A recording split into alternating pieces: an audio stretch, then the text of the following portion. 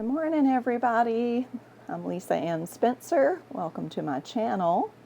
Today is the last month of the garden collaboration that's hosted by Victoria at Home Educating the Mad Lads and Maria at the Richardson Simple Living. Today is Thursday, October 30th. So here we are, once again, end of the month. I knew it was coming, and I'm glad this month had 31 days, so that I had plenty of time to at least think about making a video. So I'm here in my barn. You see me with my cold weather garb on because it has turned really chilly and it's been damp and rainy for days. We actually had a pretty hard frost. Was it last week? Yeah, because last Thursday I picked everything that I wanted to save and covered a few things, and then of course the temperature came back up, and some of those things are still going in the garden, but you know, for the most part we're at the end of the season. So what I'm going to do is just turn the camera around and give you a bit of a tour as usual. Here in my barn, so I've got quite a few things in here that you might find interesting, so we'll have a look. So when I turn around from my chair where I was sitting, I've brought my citrus tree in, and it is really just too big, and it's too big for this pot. So I did buy a rain barrel, whiskey barrel, and put it on a dolly so that I can roll it in and out. So I've got to get that big monstrosity into this pot, and I'm probably going to need some help with that, so maybe this weekend. You see I brought my pots in, but I have them here by this big overhead door, which is really nice because on sunny days I can open it up and let them get some sunshine. I've got a few Swiss chard planted. You can see them there. These are mullein. That's an herb called mullein, so glad to have those. This is my irises. I'm going to actually put those out somewhere, probably down by my pond next season. Some celery barely hanging on there. And then I bought these pallets for $5 at this going out of business sale for this warehouse. My husband put wheels on them. I got 3. He's got wheels put on 2. So that was nice because I could just load all my pots into the pallets and then I can just roll them in and out. So that's going to be real handy as the temperature goes up and down the next couple of months. This one's broken. It was not supposed to be brought in, but never mind. There's a little chocolate mint, and I put Swiss chard everywhere. Sage. Here's a potato. I'm overwintering some potatoes in pots. Here's some more of the herb mullein and a few of the smaller Swiss chard, basil, more sage. This is a, what's it called? Chamomile. There's oregano. Let's see, what else? Of course, here's my strawberry cart that I've had for years. So these are I call them my mother plants, because every year they send out runners and then I catch new plants for the next year. Here's a couple of little deals that are growing in there, and there is some kind of bug. It's probably a bad one. There's basil hanging in there, and there's a little celery plant. So that'll go in and out also. My citrus was out here, and my morning glory, of course, was there, and we had to cut it back to take the citrus inside. I've got oregano down here, which I really don't do much with because it doesn't have a good flavor, but it's pretty and it blooms, and the bees like it, so I leave it for them. And then here's a different type of sage, the Baumgarten sage, and I use it predominantly for my spices. I like the way that it tastes better than the narrow leaf. Well, let's go see the babies. I took my bee feeders in recently. The babies ain't babies no more. They're getting big. Good morning. These are Brahmas, and these are mine. Hello, babies. They're waiting for me to give them some grain. You see, we've got the heat lamp set up. There's one of them. I set this ladder in here to try to train them to roost because they're still laying on the ground, but hopefully they'll start roosting soon. Last month, I think I had my bee feeders set up over here. This is pollen for the bees. But what happened was it turned into a wasp yellow jacket fest. Ooh, there is a monster spider. It's a wolf spider. Okay. The freeze, like my tomatoes here, they're still producing. Not sure. Let's see. There's several clusters of tomatoes. There, everywhere. So I did cover this one with a blanket, and it seems to have survived the frost. My big beautiful morning glory, you can see the frost killed it at the top, but it's still going. Of course, all the blooms are droopy because of the rain, but it's still glorious. Still got some flowers. So the frost was kind of patchy, but some of my places it just really hit them hard. So let's see. Kind of the same old over here. These are my rutabagas, and the seeds were really old, but they love the cooler weather, and I'm still hoping that maybe in a couple of weeks, let's see, 4 weeks, I see a rutabaga root, some small ones. If I could just make a little small dish of rutabagas for Thanksgiving. The carrots are recovering from all the butterflies that laid. You can see they ate the leaves off, the little butterfly caterpillars. But I still have some carrots, so looks I'll have a few to preserve. My kale continues to do well. I mean, it looks rather pitiful, but considering what it's been through, like this one here, died all the way back, but it's producing no growth out the bottom. And these things will keep producing till the snow, so that's good. And under it, I sowed a little bit of lettuce, which germinated very sparsely because it was so hot. So I've got enough to gather for a few salads. Here's the back side of that tomato. And you can see there's some ripe ones on there. That was a volunteer, just popped up from, seeds that were dropped.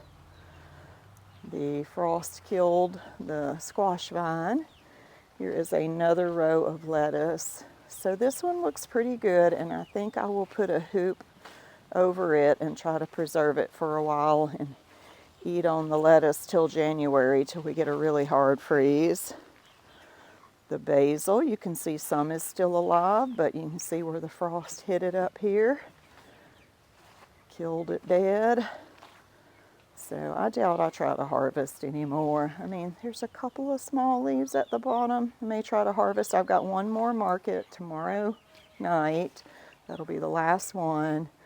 So I'll harvest what I can to sell. These little Swiss chard, we're harvesting enough every week to make a Swiss chard quiche, which is how we use it. But it's pretty much been good for nothing else. This is a little late row of carrots and summer radishes that I planted. And the carrots have germinated. So I'm going to put a hoop cover over this one, row cover. See what happens. My family cowpea got hit really hard, and it was just about to start blooming. Some little buds on there, but I just waited too late to plant them. But it's never a waste because, of course, the roots fix nitrogen into the soil, so the next crop that grows here should do really well. The okra got hit by the frost, completely dead except for what's way down there under those trees. But okra likes hot weather. So I'm just going to come in and chop these down. There's a watermelon. I did harvest one watermelon, and this one, you see the tendril is brown and drying. I covered this one. That's why this feed sack is out here. I covered it so it would live. I'm trying to save seeds. I don't know. We cut one watermelon open and it was unripe. It was green. So my bean vines have had it finally. So I'm just leaving them on there to dry, and then I'll collect seeds. They look really bad. Let's see. So my corn, you see the tops, how yellow they are. Of course, it did not like the cold at all. The broccoli is doing well. You can see it's making little heads. I actually harvested a couple of those. Some of them are a little slower than the others, but we'll see. I think that they'll have time to make it. And the cauliflower is really just not doing anything. Let's see, you have to dig, dig, dig. I don't even see a head down there, so they're probably not going to do anything. The broccoli looks good. See if I can find a nice one. There's where I harvested the head off of that one. Here's one that's coming along nicely. And another one. You know, they may make in a couple of weeks. I might actually get to have fresh broccoli. My hand. Might have to get to have fresh broccoli for Thanksgiving. Here's another one. These are not quite ready. They're going to need another week for sure. And with the weather as cold as it is, it's kind of like just sitting in the refrigerator. My eggplants got touched on the top, but it looks like the bottoms are still alive, and see there's still blooms. So if the weather were to take a warming trend, I might actually get one or two more eggplants. That would be weird this time of year. I pulled all the bigger green tomatoes off and left the little bitty ones. I have no interest in those, and the plants are just mostly dead. So that looks terrible. Peppers. This is my Jimmy Nardello. I've got quite a few that are turning red. I may pick some of those for market, but there's my little blanket that I covered it with. But then these down here that I didn't cover, the jalapenos. I picked all the really big jalapenos, except that one. I missed that one and just left it to chance. This is a bell pepper, and it got hit hard. I had picked all the bells off of it before the freeze. Got another cayenne here, and then the little buckshot pepper. Tons of those. Some of them are turning red, but I've got so many dried I don't really need any. There's a little parsley. I harvested most of it last week. There's also a pepper. Oh, I have a Tabasco plant over here. I keep forgetting to show you. That broccoli is beautiful. This is the Tabasco, and it got touched on the top. But you can see all the little yellow peppers. I picked all the red ones. They're going to start turning red if the temperature rises. So we'll see. See what happens. My butter beans, I actually picked enough to cook. I had lunch one day. Otherwise, I just picked the dry ones for seeds. Look at the blooms. I mean, they're just covered with blooms still. That's crazy. The trees over here really protected this side from frost. I don't know, this one's kind of getting fat. By the way, this is a variety. It's called Alabama Black Eye. It's a black-eyed butter bean, and it is delicious. So I picked one cantaloupe that was ripe, and then I've got these here. This one, like as soon as it starts to turn, I'll pick these. I covered them with straw and then came back and uncovered them. You can see where the vines that were exposed died. and the rest of them I didn't cover, so they died. This is daikon radish. I've picked a few. My daughter loves to pickle the daikon, but oh, there's one. You can see it sticking up out of the ground under there. Yeah, I'll pull a few and take a few to market. Most people don't buy daikon radishes. And then kale, the lacinato kale. I picked it pretty hard last week, but I still got enough to maybe pick a bundle or two to take to market tomorrow. I don't know that I'll cover these and try to preserve them. This is not my favorite kale. I love the other kind better. My strawberry bed is getting very weedy. Look at that grass, how fast it grows. It was completely clean like last month, and now there's just grass everywhere. But I'm going to plant one row of garlic right along the side here. And I need to do that as soon as it's dry. I pulled the barrel off of the asparagus. It's kind of fallen over, but that's okay. It'll adjust. And I just didn't want it to be bound by that barrel anymore. Oh, I forgot all about these. So I need to pick all these. Now you can see how many gourds I've got since the vines are dead. That's quite a few. I need to cut those today and put them in the barn and see if I can salvage those. There's a loofah, a little one, two little ones, and then this one really big one down here. I'll save seeds and try again. My raspberries, they're going dormant. They are still in pretty good shape. I won't do any trimming on those until when? I can't remember. I keep a calendar. What kind of weird growth is that? I have never seen such. I'm going to have to look that up. This is goldenrod right here. I've tried to dig it up, but it just keeps coming back. And goldenrod is so good for you. I've been making tinctures with it, so I guess I'll just leave it. All right, on to the next paddock. This basil is dead. I did harvest some of the tops for saving seeds. So I have this area here that's this big pile of rocks that was here, so I flattened it out and I brought my old greenhouse. I don't know what you call it. It is a greenhouse, but obviously it's a tent.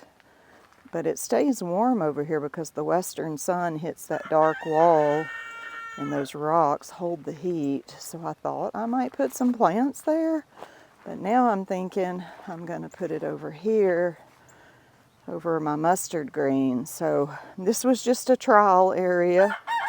I've got the kales. They're not going to do anything, but this is Napa cabbage. And if I gave it a row cover, it might actually produce heads. Yes, I will come and let you out. I'm late. Look at the beautiful curtains that my daughter put up to keep the coop warm. Is that funny? Collards, they didn't germinate very well. It was really old seeds. But here is mustard greens. And then here is a different variety of collards. And those are doing great. So I thought I might put that tent right here to split the difference. And that would give these a chance to grow, and I could get a couple months harvest off of them. So this is the natural row of sorghum, or milo it's called. I've been cutting the heads off and throwing it to the chickens, which they will eat. So here was my big 3 rows of green beans, and of course I picked all of those. In total, I had about 15 5-gallon buckets. Sold a lot, and I canned 14 quarts and put another dozen quarts in the freezer. My zinnias out here, see, this area got hit hard. Everything's dead. I dug my sweet potatoes. I had a poor harvest. I'll show you in the barn when we go back in. The Roma tomatoes I covered because I hope to salvage some, and you can see the vines are like half dead, half alive. And there's a parsley. My zinnias were so beautiful. And all this squash, melon, butternut squash. So you can see the little melons. I picked the bigger ones and just left the small ones that I knew would be green. There's a butternut. See, there's 2 watermelons right under my feet. 3, 4. It was a sad loss, but that was my own fault. I planted too late. The chickens were in this paddock, and we needed to finish that 3rd paddock to move the chickens to down there, right there. And we just couldn't get it done in time. So I planted sweet peas. I love my clover. This is clover that I sowed last year in this entire field, and these are just remnants of it that are now coming back, which is great. But there are sweet peas, but again, planted too late. It's all grassy here. There's a couple of beets. They may make, I'm not sure. The sweet peas look really good. It's too cold. They're not going to do anything unless we have like a crazy warm spell. So that's the Jerusalem artichoke. We'll see what happens. Never grown it before. My turnip greens are fabulous. I harvested last week, took to market. I sold 1. It's the craziest thing ever, and I put the rest in my freezer. I'll do the same thing this week. I'll harvest, just a few bunches, and if nobody buys them, they go in my freezer. So it's never a loss. Yep, the sweet peas are so beautiful. So, and again, their roots fix nitrogen into the soil, so it's helpful. Look at this, blooms. Yep, beautiful, but really too late. My blueberries are hanging in there. This is their 2nd year, and they're just sort of sitting there, but I mean, I've pruned and I've fertilized. I can see new growth buds. I don't know if you can see that, if it will focus or not. But I went about a month ago and trimmed all the ends off, and that stimulates growth, the buds, for next year. So we should be on track to have maybe some blueberries next year. I guess I'll go to the orchard because I've not shown you that one in a while. So we'll go back to this paddock and out this gate. All right, so this is all fenced in with an electric wire. My husband mowed it the last time he mowed. So I'm not sure, can you see that electric wire? It runs all the way to the barn. And then he made a high post for it, and then down, and it connects there, and then it goes all the way around the orchard. So I have on this end 3 blueberries. So here's a row, 1, 2, 3 blueberries. I'm not sure if you can see them. This one in the middle here really struggled. But, if it put down good roots, it may make a nice showing, or then it could die over winter. So these are only 1 year old. And then the next row is, I don't even remember, this is a plum. It has really grown. I'm going to have to do some pruning next spring. This one is that's an apple. And then this is, and I'm ashamed to say, I think it's a pawpaw because I saved seeds, but I also saved seeds from a persimmon. So either way, it's a pawpaw or a persimmon that I grew from seed. Who knows if it'll make it? I don't know. Next row. This is a cherry, and it is a wild cherry, which I thought it was a peach because I found it growing in the compost, but it's not a peach. But the nice thing about wild cherry is it's very medicinal, so I'm going to leave it and let it grow. Oh, there's tomatoes growing under this one. Is this an apple, I think, or is it a pear? Where's my label? Gala apple. So this is one of my first ones that I planted the year before. Some of these are going on their second year, and some of them it's their first. This is a pear, looking good. Next row, let's see, another pear. And this is an apple, Yellow Delicious. And this is, it looks like the deer actually, oh, what is that? No, it's some kind of caterpillar. Do you see that? I'm sure that's blurry. Try to get it to focus.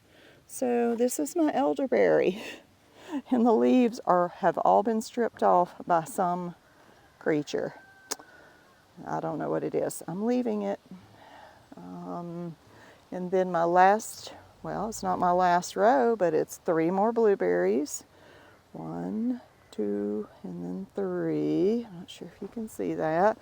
And then this year I added, peach. It looks like the top died, but the bottom sprouted out. So that one survived. Something came and bit this one. A deer did get in here. Look at that. Or my husband ran over it with a lawnmower. But I do see a little sprout. So hopefully it's not a bust. These were free. They were growing in my compost. This one looks nice. So there's the fence and my bees. You can see that I've taken the feeders off of the top. And there is no activity because it's cold. So I've got to winterize those soon by Thanksgiving. I planted, these are my wildflowers from last year, and then I sowed a new row, so hopefully in the spring I'll have another row of pollinators.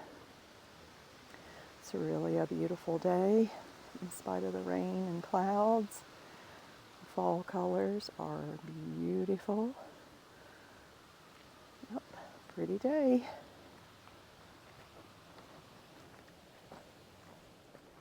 All right, before I go, I thought I would just show some things in the barn. This bucket is not just a bucket of twigs, it's actually some willows that I cut. So some of them are sprouting, just willow limbs. I'm going to pot those up and try to get them planted because willows make a good forage crop for cattle. And you all know I am planning on cattle. See, my fig tree is going to go into this pot as soon as this one is potted up into the bigger one. I've got seeds drying, like over there on the table is some zinnias. There's butter beans and hibiscus and marigolds. There's a bell pepper.